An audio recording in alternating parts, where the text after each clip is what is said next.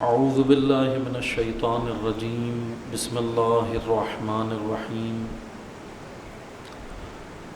الحمد للہ رب العالمین الصلاة والسلام علی اشرف الانبیاء والمرسلین وخاتم النبیین سیدنا و مولانا علی رسولہ الکریم وأهل بيته الطيبين الطاهرين المعصومين المظلومين أما بعد فقال الله تبارك وتعالى في كتابه المجيد وفرقانه الحميد بسم الله الرحمن الرحيم يا أيها الذين آمنوا أطيعوا الله وأطيعوا الرسول وأولي الأمر منكم فَإِن تَنَازَعْتُمْ فِي شَيْءٍ فَرُدُّوهُ إِلَى اللَّهِ وَالرَّسُولِ إِن كُنتُمْ تُؤْمِنُونَ بِاللَّهِ وَالْيَوْمِ الْآخِرِ ذَلِكَ خَيْرٌ وَأَحْسَنُ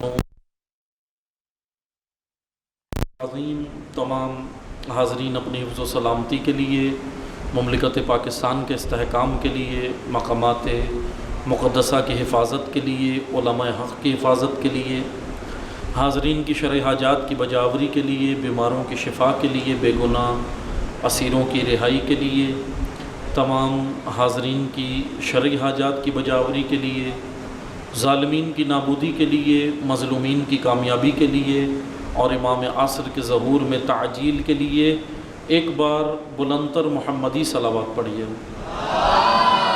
اللہم صل علی محمد وعلی محمد۔ سب سے پہلے بارگاہ الہی میں شکر گزار ہیں، خداوند تبارک و تعالیٰ نے ہمیں آپ کی خدمت میں حاضر ہونے کی توفیق عطا فرمائی۔ اس توفیق پر خداوند تبارک و تعالیٰ کا شکر ادا کرتے ہیں۔ موضوع گفتگو حضرت امام علی ابن موسیٰ الرضا علیہ السلام کے حوالے سے ہے۔ امام ہشتم کا روز میلاد گزشتہ روز 11 ذیقعد تھی اور روز میلاد مسعود ولادت باسعادت حضرت امام علی ابن موسیٰ الرضا علیہ السلام تھا۔ اللہم صلی علی محمد۔ امام کے حالات زندگی کے حوالے سے ہی آج کی اس نشست کا موضوع بھی رکھا گیا ہے، جو برادران نے آج تجویز کیا تھا۔ یہ موضوع امام کے حالات زندگی اور امام علیہ السلام کی سیرت طیبہ کے حوالے سے انشاءاللہ میں مختصر سی گفتگو آپ کی خدمت میں بیان کروں گا۔ اس نشست میں آپ نے توجہ سے سننا ہے، غور سے سننا ہے، اور جو نکات بیان ہوں گے امام کی زندگی کے حوالے سے اس پہ آپ نے توجہ سے سننا ہے، کیونکہ بعد میں پھر سوالات کا سیشن ہوگا، وہ آپ سب جانتے ہیں۔ امام علیہ السلام کے حوالے سے 8ویں امام حضرت پیغمبر اکرم صلی اللہ علیہ وآلہ وسلم کے 12 جانشین عقائد تشیع کے مطابق جو رسول اللہ صلی اللہ علیہ وآلہ وسلم نے اپنے 12 جانشین مقرر کیے بحکم الہی، ان میں سے 8ویں امام علی رضا علیہ السلام ہیں۔ اور امام کی زندگی کے حوالے سے میں مختصر سی چیزیں بیان کروں گا۔ اس سے قبل کہ ہم امام کی زندگی کی جانب آئیں، سیرت کے حوالے سے میں 2 جملے عرض کروں گا۔ غالباً پہلے بھی ہم نے آپ کی خدمت میں سیرت کے حوالے سے بیان کیا ہے یہ نقطہ، سیرت کے معانی، لیکن میں مختصر سا دوبارہ تکرار کروں گا، ریوائز کروں گا تاکہ جو ہے وہ جو آپ نے پہلے سنا تھا وہ بھی دوبارہ آپ کے ذہن نشین ہو جائے۔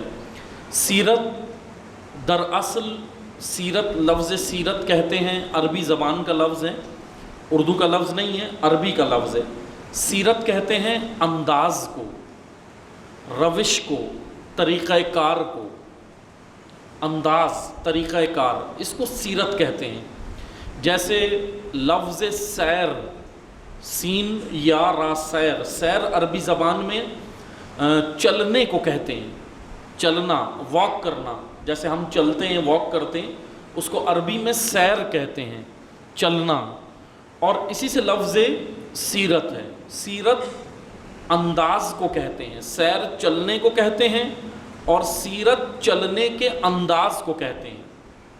یعنی اور میں وضاحت کروں، کیفیت کو کہتے ہیں، حالت کو کہتے ہیں، کنڈیشن کو کہتے ہیں۔ کنڈیشن، حالت، کیفیت، انداز، روش، طریقہ کار، یہ سارے الفاظ سیرت کے معنی میں آتے ہیں۔ یعنی مثال کے طور پہ آپ سب ابھی نیچے بیٹھے ہوئے ہیں، اس مسجد میں آپ لوگ نیچے بیٹھے ہوئے ہیں اور میں بھی بیٹھا ہوا ہوں، لیکن میں اوپر بیٹھا ہوں کرسی کے اوپر اور آپ نیچے بیٹھے ہیں فرش کے اوپر۔ اب ہمارے بیٹھنے، سب بیٹھے ہوئے ہیں، بیٹھے ہوئے تو سب ہیں، میں بھی بیٹھا ہوں اور آپ بھی بیٹھے ہیں، لیکن بیٹھنے کا انداز الگ الگ ہے، روش الگ ہے، کنڈیشن الگ ہے، کیفیت الگ ہے۔ میں کیونکہ کرسی کے اوپر ہوں اس لیے 2 پاؤں اپنے لٹکا کے بیٹھا ہوں نیچے، کیونکہ اونچائی پر ہوں میں، تو اس لیے میرے بیٹھنے کا انداز الگ ہے۔ آپ زمین پر بیٹھے ہیں تو آپ کے بیٹھنے کا انداز الگ ہے۔ اس انداز کو سیرت کہتے ہیں۔ یعنی مثال کے طور پہ اب جیسے ہم پیغمبر اکرم کی بات کرتے ہیں کہ رسول اللہ کے بارے میں جیسے ہم بات کرتے ہیں کہ پیغمبر اکرم جو ہے وہ مدینہ میں رہتے تھے، مدینہ میں ایک حجرے میں رہتے تھے، ایک گھر میں رہتے تھے۔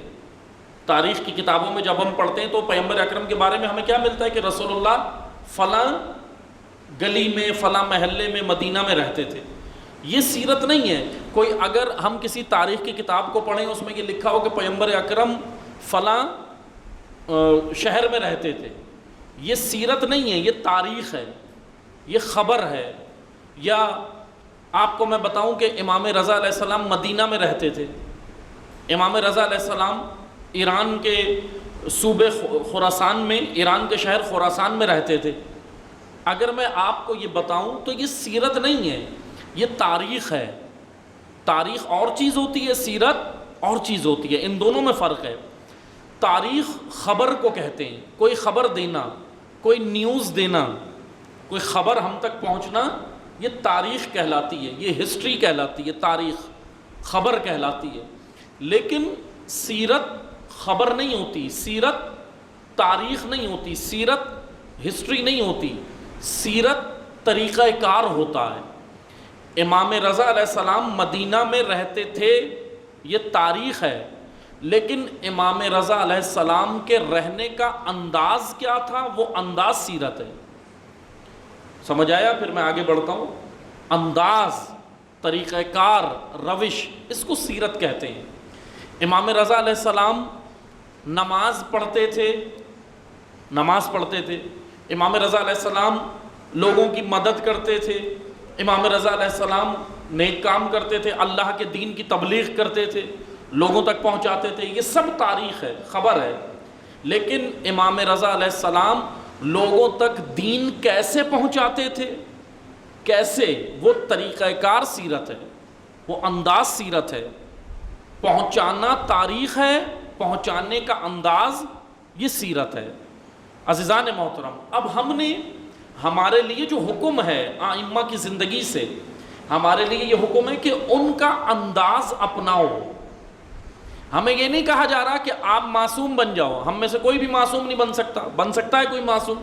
نہیں بن سکتا۔ لیکن خدا کہہ رہا ہے کہ پیغمبر اکرم کی زندگی یا رسول اللہ تمہارے لیے، تمام عالم بشریت کے لیے اسوہ حسنہ ہے۔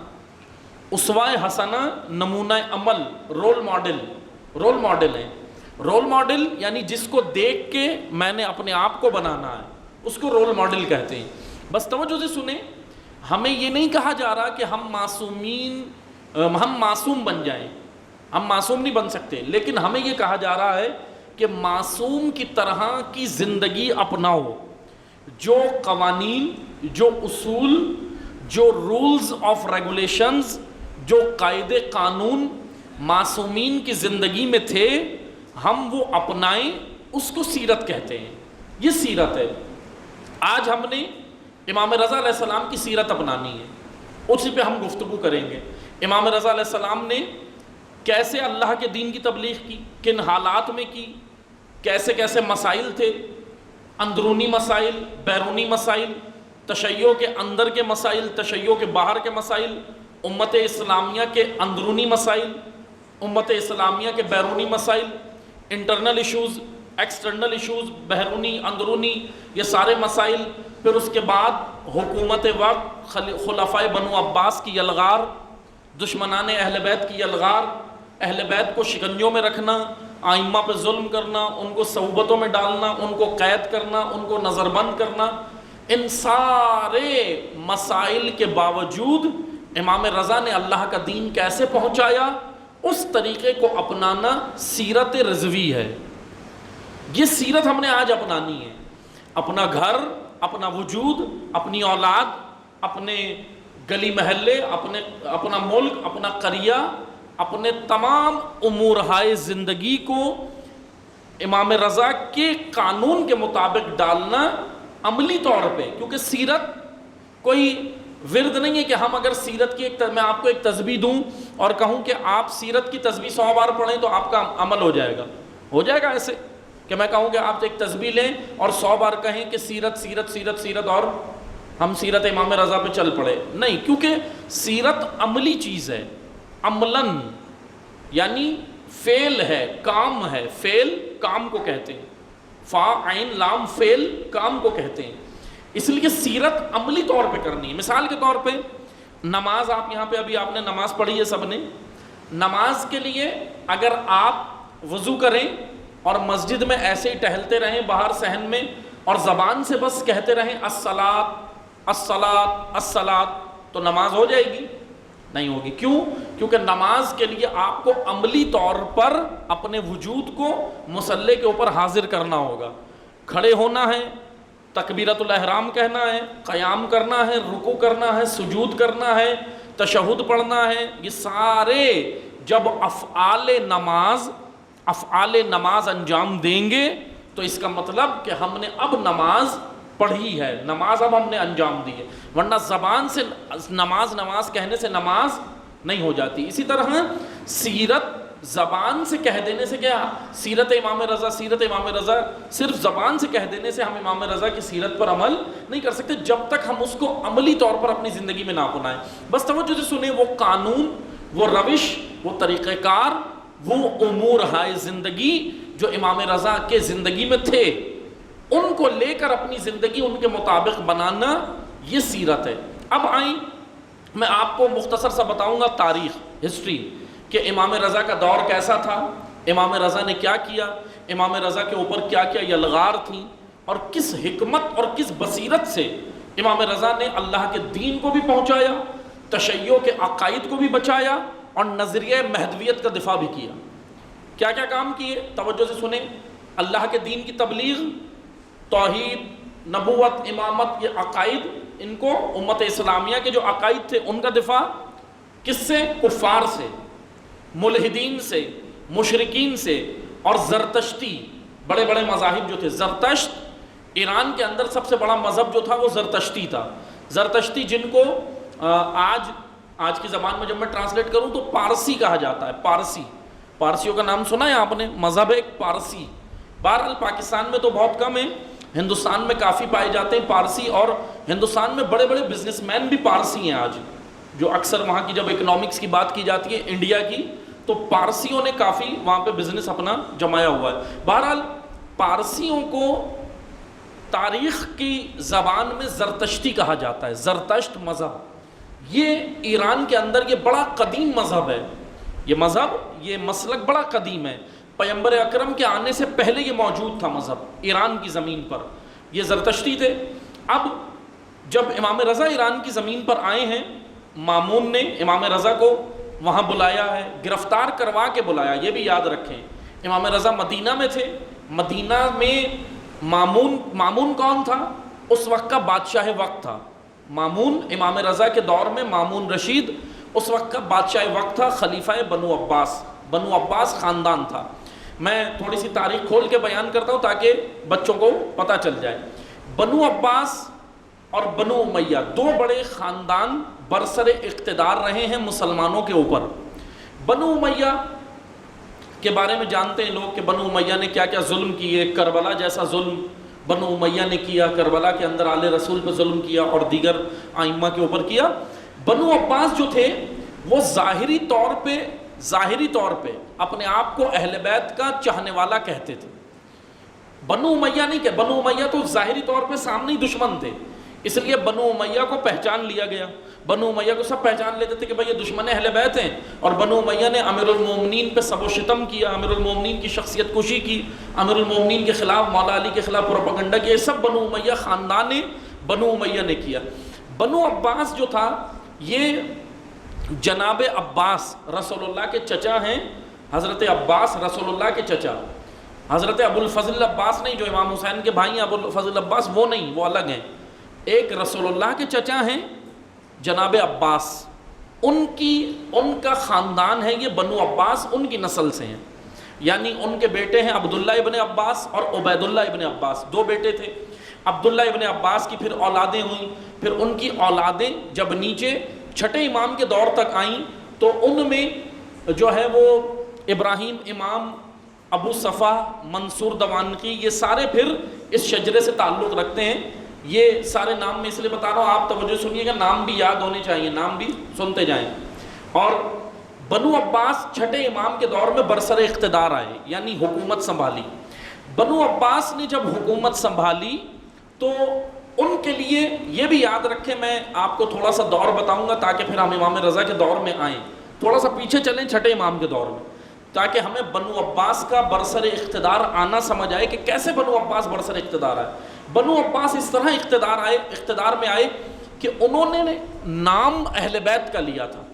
یعنی یہ کہہ لیں کہ جیسے میں اور آج کی زبان میں سمجھانے کے لیے کہوں، جھنڈا اہل بیت کا اٹھایا، جھنڈا کہ بھائی ہم تو اہل بیت کے چاہنے والے ہیں، ہم تو چاہتے ہیں کہ اہل بیت کی حکومت قائم ہو.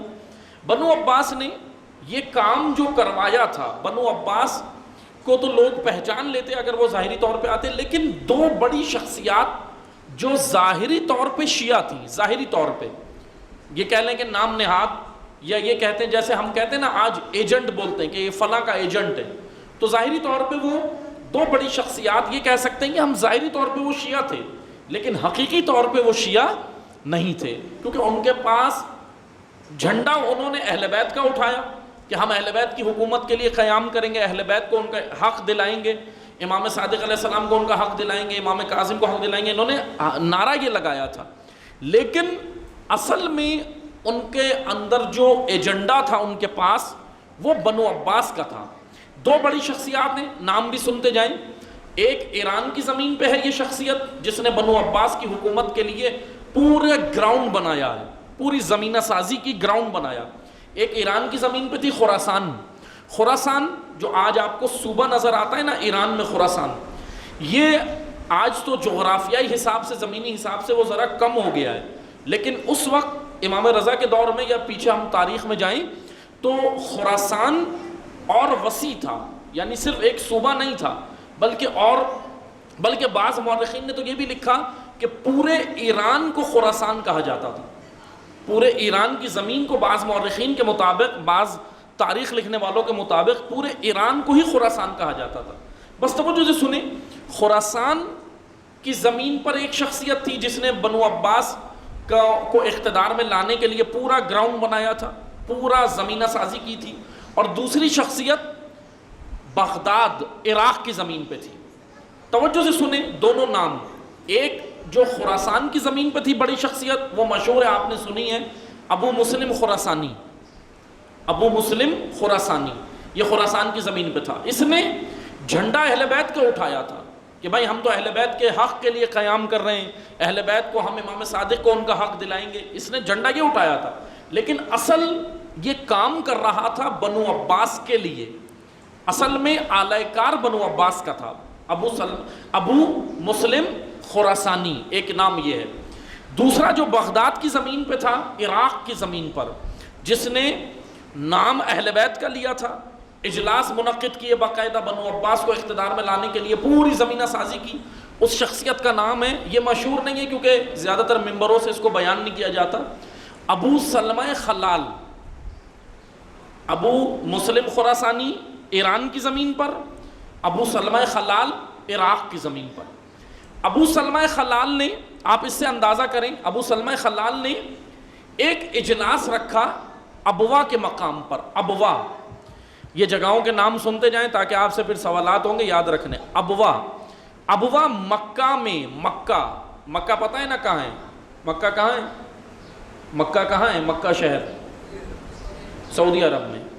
مکہ کے اندر، مکہ شہر کے اندر، جیسے ہمارا ملک ہے پاکستان، اور پاکستان کا یہ شہر ہے کراچی، ملک کے شہر ہوتے ہیں. اسی طرح سعودی عرب ایک ملک ہے، اس کا شہر ہے مکہ، مدینہ اور جدہ، اور اس طرح مختلف اس کے شہر ہیں. مکہ کے اندر ایک جگہ ہے ابوا. ابوا یہ وہ مقام ہے جس مقام پر پیغمبر اکرم کی والدہ معظمہ جناب آمنہ سلام اللہ علیہا کا انتقال ہوا تھا. جناب آمنہ کا وہاں پر رحلت ہوئی تھی، انتقال ہوا تھا. رسول اللہ کی والدہ کا نام کیا ہے؟ حضرت بی بی آمنہ. ان کا جس مقام پر انتقال ہوا تھا وہ مقام ہے ابوا. اسی مقام پر، ابوا کے مقام پر مکہ میں ابو سلمہ خلال نے اجلاس رکھا، میٹنگ رکھی، بڑا اجلاس رکھا، تمام لوگوں کو بلایا. حسنی سادات، حسینی سادات. حسنی سادات وہ تھے جو امام حسن کی اولاد میں سے تھے، حسینی سادات امام حسین کی اولاد میں سے تھے.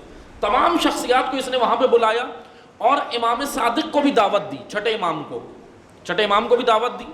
لیکن توجہ سے سنیے گا، چھٹے امام کو جب اس نے دعوت دی، خط لکھا، خادم آیا خط لے کر. چھٹے امام کے پاس جب وہ آیا، امام کا خادم خط لے کر، تو امام علیہ السلام نے خادم سے پوچھا کس کا خط ہے؟ تو خادم نے کہا کہ ابو سلمہ خلال. آپ اس سے اندازہ کریں کہ امام جانتے تھے کہ یہ کتنا بڑا فتنہ گر ہے. امام نے خط کو پڑھا بھی نہیں اور اپنے خادم کو کہا کہ یہ خط جلا دو، ابو سلمہ خلال کا خط جلا دو. امام نے پڑھا بھی نہیں، جلا دیا وہ خط. بس آپ اندازہ کریں، کیونکہ امام تو جانتے تھے کہ ان کی سوچ کیا ہے، ان کی نیتیں کیا ہیں. یہ نام اہل بیت کا لے رہے ہیں لیکن اندر یہ بنو عباس کے ساتھ ملے ہوئے ہیں. ظاہری طور پہ اہل بیت کا نام لے رہے تھے لیکن اندر سے یہ بنو عباس کے ساتھ ملے تھے. امام تو جانتے تھے. امام نے آگاہ بھی کیا لوگوں کو، چھٹے امام نے لوگوں کو منع بھی کیا کہ ابو سلمہ خلال کی باتوں میں مت آؤ، لیکن بعض بے شعور تھے، نہیں سمجھے. انہوں نے بولا کہ یہ تو بڑا اہل بیت کا نام لے رہا ہے، اہل بیت کو حق دلائے گا، اس کی باتوں میں آ گئے. تو ایک لشکر خراسان میں ابو مسلم خراسانی نے تیار کیا، دوسرا لشکر بغداد اور عراق کی زمین پر ابو سلمہ خلال نے تیار کیا. لیکن ان دونوں نے تمام لوگوں کو تیار کر کے حکومت کس کے سپرد کی؟ بنو عباس کے ہاتھوں میں. یعنی زمینہ سازی جو کی، پورا جو گراؤنڈ بنایا بنو عباس کے لیے بنایا. اس طرح بنو عباس اقتدار میں آ گئے. یعنی بنو عباس اہل بیت کا نام لے کر اقتدار میں آئے. اب آئیں آپ 8ویں امام کے دور میں. یہ میں نے مختصر سا بتایا کہ بنو عباس کو اقتدار میں لانے والے یہ دو بڑی شخصیات تھیں. یعنی یہ یاد رکھیں، ہمیشہ حکومتیں جب بھی اقتدار میں آتی ہیں تو استعمال ہمیشہ ایسی شخصیات کو کرتی ہیں جن کا اثر و رسوخ عوام میں ہوتا ہے. یا تو وہ مذہبی شخصیات ہوتی ہیں، یا وہ پولیٹیکل شخصیات ہوتی ہیں، سیاسی ہوتی ہیں، یا وہ کسی بھی اعتبار سے لوگوں میں قابل احترام ہوتی ہیں. حکومتیں انہی سے کام لیتی ہیں، قابل احترام شخصیات سے کام لے کر، کیونکہ وہ انہی کے ذریعے سے تو پھر لوگ ان کو، مطلب یہ کہہ لیں کہ لوگ ان کی حمایت کرتے ہیں یا ووٹ دیتے ہیں، حمایت کرتے ہیں، پھر اس طرح اقتدار میں آتے ہیں. بس آپ توجہ سے سنیں، تشیع کو بصیرت کی ضرورت ہے، آگاہی کی ضرورت ہے، ہوشیاری کی ضرورت ہے. چھٹے امام کے دور میں آپ یہ دیکھیں کہ صدیر سیروفی آئے چھٹے امام کے پاس، امام کے صحابی ہیں، آ کر کہنے لگے، یہ بھی ذرا ظاہر بین تھے، انہوں نے دیکھا اتنے بڑے بڑے لشکر تیار ہو رہے ہیں. چھٹے امام کو آ کے بولا کہ مولا آپ اپنے حق کے لیے قیام کریں، ابو مسلم بھی آپ کے ساتھ ہے، ابو سلمہ بھی آپ کے ساتھ ہے. تو چھٹے امام نے صدیر کو کیا جواب دیا سنیں.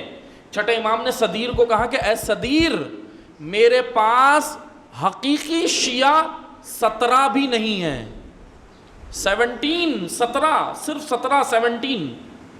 امام نے کہا میرے پاس 17 بھی نہیں ہے اور تم کہہ رہے ہو حق کے لیے قیام کرو. یعنی وہ جو 1 لاکھ کا لشکر خراسان کی زمین پر ابو مسلم نے تیار کیا تھا، اور وہ جو ہزاروں کا لشکر عراق کی زمین پر ابو سلمہ نے تیار کیا تھا، امام صادق نے دونوں لشکروں کو رد کر دیا. امام صادق نے کہا کہ یہ ظاہری طور پہ ہمارا نام لے رہے ہیں لیکن اطاعت ہماری نہیں کرتے، شعور نہیں ہے ان میں، اطاعت ہماری نہیں کرتے، یہ بے شعور ہیں، یہ ہر جھنڈے کے پیچھے لبیک کہتے ہیں، یعنی نکل پڑتے ہیں۔ اور امیر المومنین نے نہج البلاغہ میں یہی بیان کیا، امیر المومنین نے کہا کہ لوگوں کے 3 گروہ ہیں، توجہ سے سنیں، یہ حدیث سن لیں، نہج البلاغہ مولا علی کا کلام۔ امیر المومنین کہتے ہیں لوگوں کے 3 گروہ ہیں، ایک عالم ربانی ہے، دوسرا طالب علم جو اللہ کی راہ پہ چل پڑا ہے۔ 2 گروہ ہو گئے، ایک عالم ربانی اور دوسرا طالب علم جو اللہ کی راہ پہ چل پڑا ہے، اور تیسرا امام نے کہا ہمجن رعا، ہمجن رعا، امیر المومنین کی اصطلاح، امیر المومنین کی ٹرمز سیکھیں، مولا علی کی ٹرمز۔ ہم نے بہت ساری ٹرمز سیکھی ہیں، کمپیوٹر کی ٹرمز سیکھی ہیں، میڈیکل کی ٹرمز سیکھتے ہیں، ہم سائنس کی ٹرمز سیکھتے ہیں، ٹرمز کہتے ہیں نا، ٹرمنالوجی سیکھتے ہیں نا، ہم میڈیکل کی ٹرمز سیکھتے ہیں اور جتنے بھی فیلڈ ہوتی ہیں وہ سیکھتے ہیں۔ مولا علی کی ٹرمز بھی سیکھیں، مولا علی کی اصطلاحات بھی سیکھیں۔ مولا علی کہہ رہے ہیں تیسرا گروہ ہے ہمجن رعا، ہمجن رعا عوام الناس کا ریوڑ، ریوڑ بولتے ہیں، ریوڑ جیسے بکریوں کا ریوڑ ہوتا ہے نا، بکریوں کا ریوڑ بس پیچھے چرواہے کے چل پڑتا ہے بغیر سوچے سمجھے، کیونکہ بکریاں ہیں وہ، ان میں عقل تو نہیں ہے، لیکن مولا علی نے مثال دی ہے ان کی، سمجھایا انسانوں کو ہے۔ اور پھر امام نے کہا کہ یا تو عالم بنو، پھر آگے چل کے فرماتے ہیں مولا علی، یا تو عالم بنو یا طالب علم بنو، ورنہ ہمجن رعا میں شمار ہو جاؤ گے، ورنہ ایسے لشکر میں شمار ہو جاؤ گے جو بغیر سوچے سمجھے ہر کسی کے پیچھے چل پڑتا ہے، بغیر سوچے سمجھے، بے شعور لوگوں کے لشکر میں شامل مت ہو۔ بے شعوری نے ہر امام کو رلایا ہے، بے شعوری امام رضا کو تنہا کر دیتی ہے، بے شعوری امام کاظم کو 14 سال قید کرواتی ہے، بے شعوری امام صادق کو یہ کہلواتی ہے میرے پاس 17 باشعور شیعہ نہیں ہیں، بے شعوری کربلا جیسا واقعہ کروا دیتی ہے، بے شعوری مولا علی کو تنہا کراتی ہے، بے شعوری امام حسن کے نیچے سے مسند کھنچوا لیتی ہے، بے شعوری امام عسکری کو نظر بند کرا دیتی ہے، بے شعوری امام زمانہ کو پردہ غیب میں لے جاتی ہے۔ یہ بے شعوری ہے۔ صرف ہم قاتل پہ لعن طعن کر کے نہ چلے جائیں، ہمیں یہ بھی پتا ہو کہ سب سے قاتلوں، آئمہ کے قاتل جتنے بڑے مجرم تھے، ان سے بڑی مجرم بے شعور عوام تھی، خاموش عوام تھی، سائلنٹ اکثریت تھی، سائلنٹ میجورٹی تھی، خاموش اکثریت تھی۔ اسی کی وجہ سے تو ائمہ تنہا ہوئے۔ آپ دیکھیں امام رضا علیہ السلام نے کیسا، لیکن پھر بھی ہمارے کسی بھی امام نے اپنا کام نہیں چھوڑا، ڈٹے رہے اللہ کی راہ پہ، ڈٹے رہے نا، یا تو انہیں زہر دے دیا جاتا تھا یا تلوار سے شہید کر دیا جاتا تھا، یہی ہوتا تھا نا اماموں کے ساتھ۔ کیوں ہوتا تھا ایسا؟ کیونکہ وہ اللہ کی راہ پہ ڈٹے رہے، اپنے کام کو نہیں چھوڑا۔ آئیں آ کر دیکھیں امام رضا علیہ السلام کا دور۔ امام رضا علیہ السلام کے دور میں پہلی یلغار، یلغار کہتے ہیں یعنی ایک بڑا امام کے اوپر جو پریشر تھا، لیکن امام نے اس کا مقابلہ کیا اپنی بصیرت سے، اپنی حکمت سے، الہی بصیرت سے۔ پہلا پریشر جو امام کے اوپر ڈالا ہوا تھا وہ خود مامون رشید یعنی سیاسی پریشر تھا، حکومت کی جانب سے تھا۔ اور وہ کیا تھا؟ مامون جو ہے وہ امام کو شکنجوں میں رکھتا۔ جانتے ہیں امام کو خراسان کیوں بلایا تھا مامون نے مدینہ سے؟ اس لیے نہیں بلایا تھا کہ وہ امام سے محبت کرتا تھا، امام سے عقیدت رکھتا تھا، اس لیے نہیں بلایا تھا، بلکہ اس لیے بلایا تھا کہ تاکہ امام کی تمام تر فعالیت اور ایکٹیویٹیز پہ نگاہ رکھے کہ امام کیا کر رہے ہیں، کس سے مل رہے ہیں، کہیں کوئی تحریک تو نہیں بنا رہے، کہیں کوئی جو ہے وہ منظم گروہ تو تیار نہیں کر رہے حکومت کے خلاف، کہیں کوئی ایسا تو نہیں کر رہے۔ یعنی ایک طور پر امام رضا کو خراسان بلا کے نظر بند کیا ہوا تھا۔ یعنی امام رضا نے بڑی مظلومیت میں زندگی گزاری ہے۔ آپ زیارت نامے میں کیا پڑھتے ہیں؟ السلام علیکہ یا غریب الغرباء، امام رضا کے لیے پڑھتے ہیں نا، غریب الغرباء۔ غریب اردو زبان میں غریب اسے کہتے ہیں جس کے پاس پیسے نہ ہوں، لیکن عربی میں غریب اسے نہیں کہتے جس کے پاس پیسے نہ ہو۔ یہ زیارت نامہ عربی میں، اردو میں، عربی میں ہے نا، تو عربی میں غریب اسے نہیں کہتے جس کے پاس پیسے نہ ہو، عربی میں غریب اسے کہتے ہیں جس سے وطن چھڑوا دیا جائے، جس کے پاس مددگار نہ ہو، جس کے پاس انصار نہ ہو، جس کے پاس پیروکار نہ ہو، جس کو تنہا کر دیا جائے، اسے غریب عربی میں کہا جاتا ہے، یعنی غریب الغربا، جس سے وطن چھڑوا دیا۔ امام رضا کو مامون نے شکنجوں میں رکھا ہوا تھا، یعنی بلا کر نظر بند کیا ہوا تھا۔ ظاہری طور پہ لوگوں کو وہ یہ پیش کرتا تھا لوگوں کے سامنے کہ امام رضا جو ہے وہ ہمارے جو ہے وہ حکومت کا حصہ ہیں، لیکن امام رضا نے کیا کہا تھا؟ میں تمہارے کسی بھی کام میں جو ہے حکومتی کام میں تمہارے ساتھ نہیں بیٹھوں گا، نہ تمہاری حکومت کو میں مضبوط کروں گا، کیونکہ تمہارا باطل نظام ہے، ظالموں کا نظام باطل ہوتا ہے۔ امام رضا نے باطل نظاموں، یاد رکھیں، امام رضا نے باطل نظاموں کی حمایت نہیں کی، نہ باطل نظاموں میں بیٹھ کر باطل نظام کو مضبوط کیا، بلکہ آئیں آ کر دیکھیں، علی بن یقطین کو اگر امام نے اس حکومت کے اندر بھیجا کہ جاؤ جا کر حکومت میں رہو، وزارت لو، تو علی بن یقطین امام کے یہ کہہ لیں جیسے ہم جیسے آج زبان اردو میں کہتے ہیں نا مخبر، خبری، خبر دینے والا، مخبر، امام نے اپنا ایک نمائندہ وہاں رکھا ہوا تھا۔ علی بن یقطین ظاہری طور پہ اس حکومت میں گئے، لیکن امام رضا کو آ کر خبر دیتے تھے کہ تشیع کے خلاف یہ پروپیگنڈا ہونے والا ہے۔ امام کو آ کر پوری آگاہی حکومت کی جو اندر کی جو رپورٹ ہوتی تھی وہ امام کو دیتے تھے، پھر امام حکمت عملی تیار کرتے تھے۔ بس توجہ سے سنیں، ایک محاذ جو امام رضا کے لیے تھا سب سے بڑا، وہ تھا باہر حکومت کی جانب سے پریشر، سیاسی محاذ۔ اور ایک اور محاذ، اب آئیں ہم عقائد کے اوپر، امت اسلامیہ کے عقائد، کیونکہ امام رضا نے کس کی سیرت پہ عمل کیا؟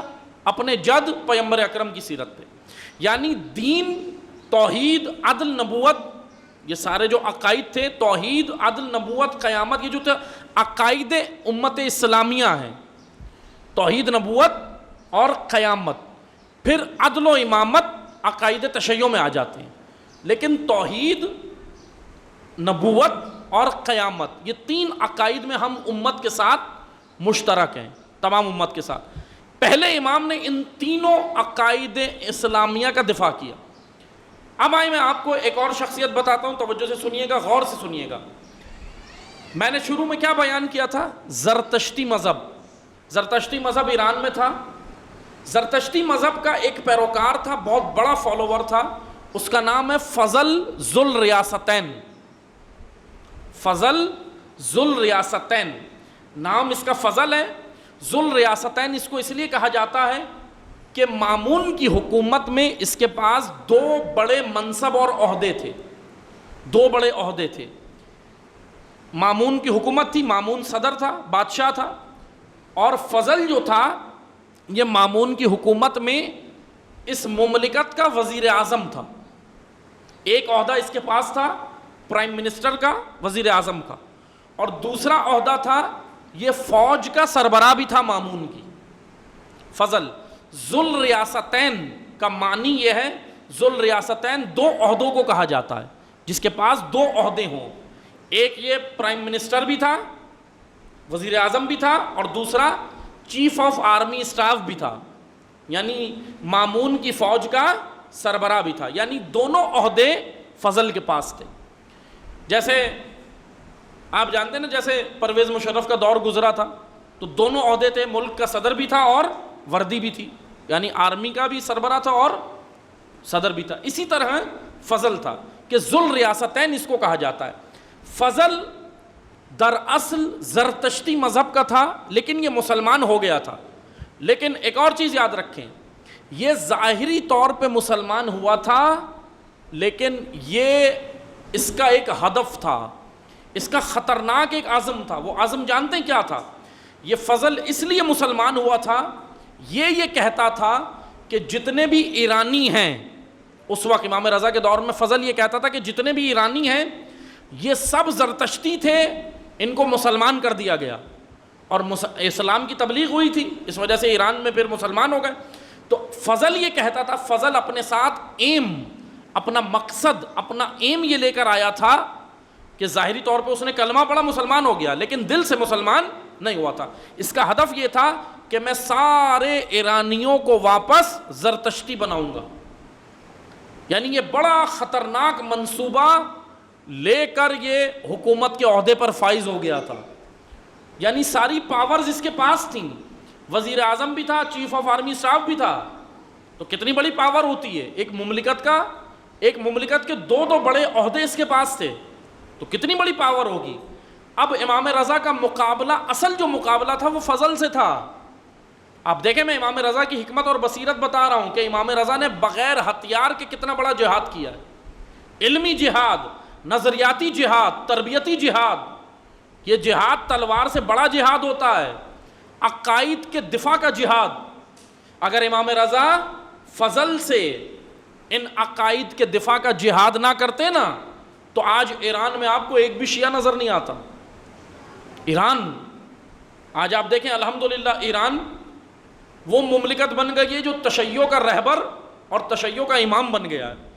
یعنی الحمدللہ آج ہم فخر سے کہہ سکتے ہیں کہ ایران سے مراد یہ ہے کہ وہاں پر جو دین ہے، وہاں پر جو اسلام ہے، وہاں پر جو نظام ہے، ولایت فقیہ کا نظام، ولی فقیہ کا نظام، آج ہم اسے فالو کرتے ہیں نا کیونکہ وہ دین ہے.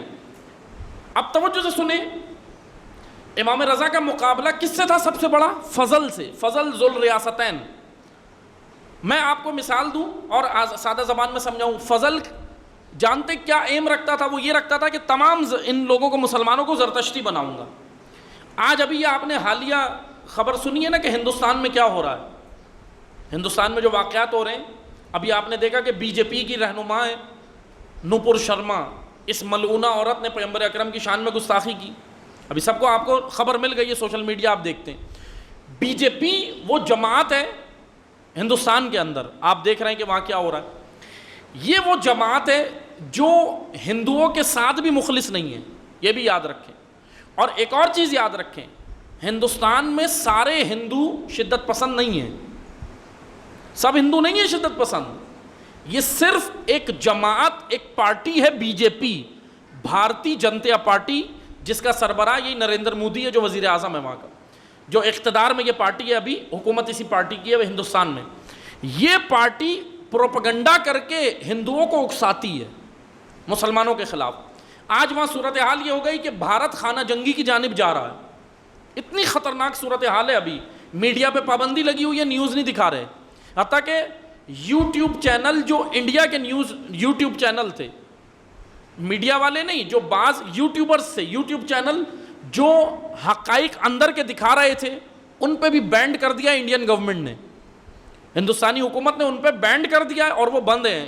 یوٹیوب چینل بھی بند کر دیے بعض. اب آپ اندازہ کریں. لیکن یہ بی جے پی، سوال یہ بنتا ہے یہ بی جے پی یہ کر کیوں رہی ہے؟ کیا مقصد ہے؟ تو میں آپ کو اس کا ہدف بتاتا ہوں. بی جے پی کے جو شدت پسند اور ایکسٹریمسٹ رہنما ہیں جتنے بھی، اور ان کی سپورٹ میں جو وہاں کے ایکسٹریمسٹ پنڈت ہیں، ایکسٹریمسٹ پنڈت، ان سب کے بیانات آن دا ریکارڈ ہیں، میڈیا پہ موجود ہیں. ان سب کا یہ کہنا ہے، اب میں ان کے بیانات بتا رہا ہوں کہ یہ ظلم کیوں کر رہے ہیں مسلمانوں پر ہندوستان میں.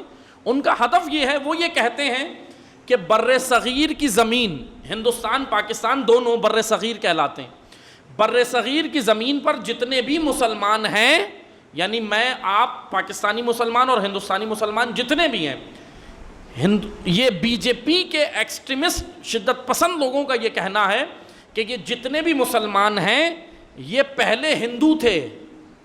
ان کا کہنا ہے یہ پہلے ہندو تھے اور اب ہم ان کو واپس ہندو بنائیں گے.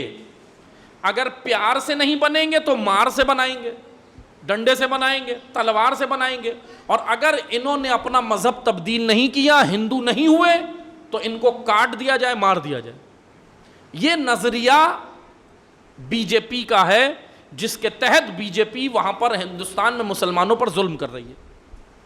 یہ ہے ان کا نظریہ. یہ میں نے اس لیے بیچ میں حوالہ دیا تاکہ ہمیں پتہ چل جائے کہ آج کیا کیا معاملات ہو رہے ہیں. یعنی وہ یہ کہہ رہے ہیں کہ ان تمام مسلمانوں کو واپس ہندو بناؤ. اگر ہندوستان کے مسلمان اگر ہندو ہو جاتے ہیں تو بی جے پی کہہ رہی ہے پھر ہم ان کو نہیں ماریں گے. پھر وہ ایکسٹریمسٹ شدت پسند جو ہندو ہیں وہ کہہ رہے ہیں ہم ان کو نہیں ماریں گے. لیکن یہ بھی یاد رکھیں کہ یہ مخلص کسی سے نہیں ہے. انہوں نے سکھوں کو بھی مارنا شروع کر دیا ہے، سکھوں کے ساتھ بھی یہ برا برتاؤ کر رہے ہیں وہاں پر یہ بی جے پی والے. اور خود اپنے بعض ہندو جو ایک غیر جانبدارانہ اگر بیان بھی دے دے نا کوئی ہندو، یہ کہہ دے کہ بھئی ظلم ہو رہا ہے مسلمانوں پہ نہیں کرنا چاہیے یا سکھوں پہ نہیں کرنا چاہیے، بعض اس کے خلاف بھی ایف آئی آر کٹوا دی ہیں۔ ہندوستان کی صورتحال یہ اندر کی کہ ان کے خلاف بھی ایف آئی آر کٹوا دی جو اپنے ہندو تھے ان کے۔ کیوں کٹوا دی؟ اس وجہ سے کیونکہ انہوں نے ایک جملہ بول دیا کہ ظلم نہیں ہونا چاہیے، بس اس بیان پر انہوں نے ان لوگوں کو بھی نہیں چھوڑا۔ اس وجہ سے بہت خوف کے اندر ہے وہاں کا ہندو بھی اور وہاں کے مسلمان بھی، یہ صورتحال وہاں پر پیدا کر دی گئی ہے۔ بہرحال تمام مسلمانوں کو عالمی سطح کے اوپر آواز اٹھانی چاہیے۔ عالمی سطح پر عرب ممالک نے ایک کام کیا کہ اپنی مارٹ سے، یو اے ای نے، سعودی عرب نے، قطر نے اور دیگر نے اپنے جو مارٹ تھے، مارٹ جیسے مارٹ ہوتے ہیں نا، یہاں ہمارے یہاں بنے منی مارٹ اور بڑے بڑے میگا مارٹ بنے ہوئے ہیں، مارٹ سے ہندوستانی پروڈکٹ ظاہری طور پہ ہٹا دی اور میڈیا کو بلا کے دکھایا دیکھو ہم نے ہندوستانی پروڈکٹ کا بائیکاٹ کر دیا۔ یہ عرب کی منافقت ہے، جھوٹ بول رہے ہیں عرب اس سے زیادہ بھی کر سکتے ہیں۔ جانتے کیا کر سکتے ہیں؟ 28.84 ارب ہندوستانی روپیز کے مطابق سعودیہ عرب سالانہ ہندوستان کو تیل دیتا ہے۔ اگر صرف سعودی عرب ہندوستان کا تیل بند کر دے، ہندوستان کے اندر دیوالیہ ہو جائے گا، فیکٹریاں بند ہو جائیں گی۔ صرف سعودیہ ایک ملک، یعنی اتنا بڑا تیل ہندوستان جو ہے وہ سعودی عرب سے لے رہا ہے۔ کیا پروڈکٹ کا بائیکاٹ کر دینے سے گستاخی رسول کم ہو جائے گی؟ ہندوستان میں ایک، یہ نپور شرما ایک نہیں ہے، ہزاروں نپور شرما بیٹھی ہیں جو پیغمبر اکرم کی شان میں گستاخی کرتی ہیں، کبھی قرآن کی بھی حرمتی کرتے ہیں۔ قرآن پہ بلڈوزر پھیرے گئے، مسجدوں میں جلائے گئے۔ مدھیہ پردیش ریاست کے اندر، بہت ساری ریاستوں کے اندر یہ کام ہو رہا ہے، راجستھان کے اندر ہوا ہے حالیہ واقعات۔ یعنی کوئی ایسی ریاست نہیں ہندوستان کی جہاں سے خبریں نہ آ رہی ہوں کہ فلاں جگہ مسجد پہ یہ ہو گیا، فلاں جگہ یہ کیا ہے۔ اور مسلمان خواتین کی عزتیں محفوظ نہیں ہیں، عصمت دری۔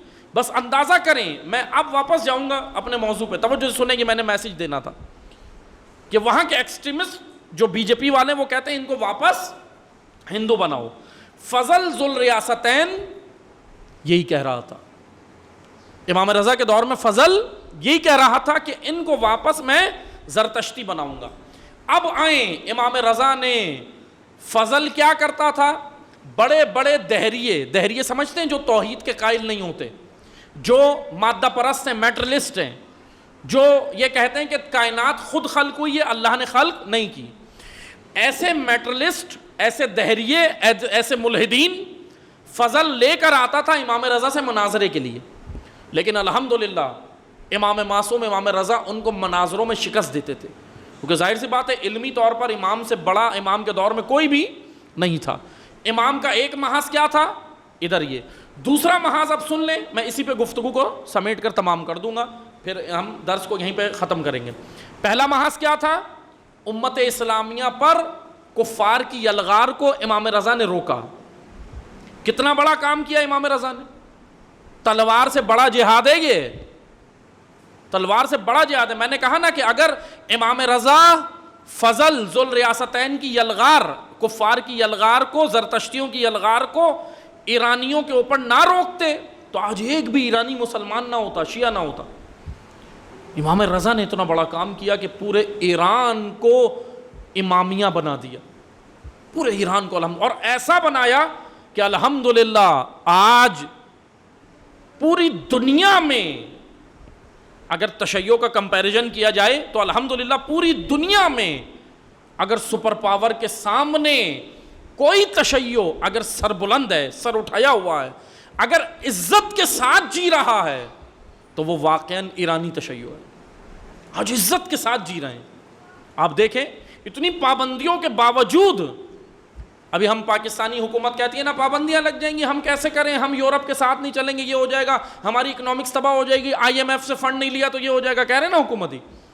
ایران کو تو کوئی آئی ایم ایف فنڈ نہیں دے رہا، لیکن یاد رکھو آپ آئی ایم ایف کے غلام ہو، ایرانی امام رضا کے غلام ہیں، اسی لیے خوشحال ہیں الحمدللہ۔ دیکھیں ہاں ٹھیک ہے کرائسس ہوتے ہیں، مہنگائی ہوتی ہے، سب کچھ ہے، لیکن عزت کا درس امام رضا کے بیٹے نے، امام رضا کے فرزند نے، جس کا نام سید علی خامنہ، یہ ایرانیوں کو عزت کا درس دیا ہوا، پوری قوم کو اس فرزند علی نے، فرزند زہرا نے، جس کا نام سید علی خامنائی ہے، آج رہبر معظم نے پوری قوم کو سنبھالا ہوا اور لے کر چل رہے ہیں 40 سالوں سے الحمدللہ، اور انشاءاللہ سرخرو بھی ہوں گے آگے انشاءاللہ، اور وہ نابود ہوں گے جو دشمن اہل بیت اور دشمن تشیع ہیں انشاءاللہ۔ بس توجہ سے سنیں، دوسری یلغار امام رضا کے دور میں کیا ہوئی؟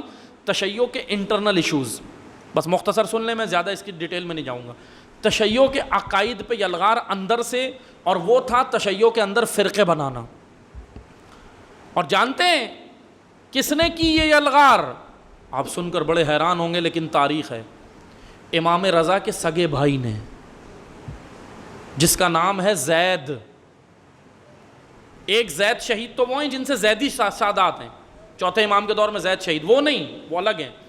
امام رضا کے سگے بھائی کا نام تھا زید۔ اس نے دعوی امامت کیا، اس نے کہا کہ امام رضا امام نہیں ہے، میں امام ہوں۔ اس نے، زید نے، امام رضا کا سگا بھائی، امام کاظم کا سگا بیٹا۔ شجرہ دیکھیں کتنا اعلیٰ شجرہ ہے، لیکن دیکھیں اس کا کردار، دیکھیں کردار کیا تھا۔ زید، اس نے دعوی امامت کیا، اور پھر کیا کیا؟ جیسے اس نے دعوی امامت کیا، یہ اکیلا نہیں تھا، اس کو سپورٹ کرنے والا خفیہ طور پہ مامون تھا۔ پیچھے سے حکومتیں سپورٹ کرتی تھیں، مامون سپورٹ کرتا تھا، اور اس نے ایک محاذ کھڑا کیا، فرقہ بنا دیا۔ امام رضا کے دور میں فرقہ بن گیا، اس فرقے کا نام تھا فرقہ زیدیہ۔ ساتویں امام کے دور میں بنا تھا فرقہ واقفیہ، جو اسماعیلی، آج کے دور میں ہے اسماعیلی جو ہیں، وہ چھٹے امام کے بیٹے اسماعیل، جن کا انتقال چھٹے امام کے دور میں ہی ہو گیا تھا۔ چھٹے امام کے بڑے بیٹے تھے اسماعیل بن جعفر ان کا نام تھا۔ اسماعیل کا انتقال چھٹے امام کے دور میں ہی ہو گیا تھا۔ امام نے ان کا جنازہ جگہ جگہ رکھ کے، جب ان کا جنازہ لے کے جا رہے تھے نا قبرستان، تو امام نے، چھٹے امام نے جناب اسماعیل کا جنازہ جگہ جگہ رکھ کے کفن ہٹا کے لوگوں کو چہرہ دکھایا اور بتایا کہ دیکھو اسماعیل کا انتقال ہو گیا، اسماعیل کا انتقال ہو گیا، اسماعیل کا انتقال ہو گیا، پھر دفنا دیا۔ لیکن اسماعیل کے بعض فالوور ایسے تھے، یعنی یہ بے شعور لوگ تھے، ان کو حکومتیں اکساتی تھی۔ ہارون رشید نے اکسایا تھا، ہارون نے، اور اکسایا یہ تھا کہ اسماعیل جو تھا، اس نے، جانتے ہیں ہارون نے کیا پروپیگنڈا کروایا تھا؟ مذہبی لوگوں سے کروایا تھا پروپیگنڈا، اور وہ یہ کروایا تھا کہ اسماعیل جو تھا وہ انتقال نہیں ہوا، اسماعیل پردہ غیب میں چلا گیا، وہ امام مہدی ہے یہ۔ اور پھر آج جو اسماعیلی ہیں وہ اسماعیل تک امامت کو مانتے ہیں اور اسماعیل کے فالوورز بن گئے، جناب اسماعیل کے فالوور بن گئے۔ لیکن اسماعیل کا انتقال ہوا، امام صادق علیہ السلام نے جگہ جگہ چہرہ دکھایا، جان بوجھ کے دکھایا امام نے بار بار، کہ تاکہ تم لوگ بعد میں پروپیگنڈے کا شکار نہ ہو۔ لیکن بے شعور لوگ پھر بھی ہو جاتے تھے۔ بے شعوری اس لیے خطرناک چیز ہے۔ بس آپ توجہ سے سنیں، یہ اس فرقے کو کہتے ہیں فرقہ واقفیہ، تاریخ کی زبان میں، تاریخ کی ٹرمز میں، تاریخ کی اصطلاح میں فرقہ واقفیہ۔ واقفیہ کہتے ہیں وقف کہتے ہیں رک جانے کو، رکنا۔ یہ اسماعیل پہ آ کے ان کی امامت رک گئی، ان کے جو فرقہ تھا یہ فالوورز، اسماعیل پہ آ کے ان کی امامت رک گئی، اس لیے ان کو فرقہ واقفیہ کہا گیا۔ اب فرقہ واقفیہ ساتویں امام کے دور میں بن چکا تھا، ساتویں امام کے دور میں۔ ساتویں امام کی زیادہ تر زندگی قید خانے میں گزری، امام کو تبلیغ کا موقع کم ملا ساتویں امام کو، اس لیے فرقہ واقفیہ مضبوط ہو گیا۔ امام کو موقع کم ملا تبلیغ کا، فرقہ واقفیہ مضبوط ہو گیا۔ لیکن جب آٹھویں کا دور آیا تو ایک فرقہ واقفیہ پہلے سے تشیع کے اندر تھا، اب یہ سگے بھائی نے ایک اور فرقہ بنا دیا، فرقہ زیدیہ۔ امام رضا کے سگے بھائی نے ایک اور فرقہ بنا دیا، فرقہ زیدیہ۔ اب یہاں سے امام نے اس فرقے کا بھی مقابلہ کرنا تھا، اس فرقے کا بھی مقابلہ کرنا تھا، اور دونوں کے عقائد مکس کر کے جو تشیع کو بیوقوف بنایا جا رہا تھا، امام رضا نے اپنی تعلیمات کے ذریعے بتایا کہ نہ واقفیہ اور نہ زیدیہ بلکہ امامیہ کے عقائد وہ ہیں جو ہماری تعلیمات ہیں۔ اس لیے امام رضا کی سب سے بڑا کارنامہ یہ تھا۔ بس میں یہاں گفتگو کو تمام کرتا ہوں۔ پہلی یلغار بڑی باہر سے امت کے اوپر تھی، توحید، نبوت، قیامت کا دفاع۔ پھر اندر سے تشیع کے اوپر، اندر سے تشیع میں یلغار، فرقے بننا۔ یہ تو میں نے دو کی مثال دی ہے، ایسے کئی واقعات تھے۔ دو یہ فرقے بنے، بڑے بڑے فرقے یہ دو تھے، امام رضا نے ان سے بھی مقابلہ کیا۔ ان کے جتنے بھی لوگ آتے تھے ان سے بھی مناظرہ امام نے کیا اور ان سے بھی تشیع کے عقائد کا دفاع کیا اور بچایا، اور الحمدللہ آج تشیع کے درست اور بہترین عقائد امام رضا کی تعلیمات کی صورت میں ہمارے پاس موجود ہیں۔ آج قم و مشہد میں، نجف میں، ہمارے بڑے حوزہ علمیہ میں الحمدللہ آج جو علماء نظر آتے ہیں، امام رضا علیہ السلام کی اس تعلیمات کے مرہون منت ہے۔ امام رضا علیہ السلام کی بہترین تعلیمات جو امام رضا نے اتنے کٹھن دور میں، اتنے مشکل دور میں کہ امام رضا کو ظاہری طور پہ نظر بند کیا ہوا تھا، ایسے دور میں امام رضا نے یہ تعلیمات پہنچائی۔ ہمارا سلام ہے امام رضا کی ذات اقدس پر، اور انشاءاللہ درس کو تمام کرتے ہیں، دعا کرتے ہیں اللہ تعالی ہمیں امام رضا کی سیرت طیبہ سمجھنے کی توفیق عطا فرمائے۔ یہی سیرت ہم نے اپنانی ہے، کٹھن دور بھی ہو، اپنے عقائد کا دفاع بھی کرنا ہے اور اپنے عقائد کو انشاءاللہ لوگوں تک بہترین طریقے سے سمجھنا بھی اور پہنچانا بھی ہے۔ ایک بار درود پڑھیں محمد و آل محمد۔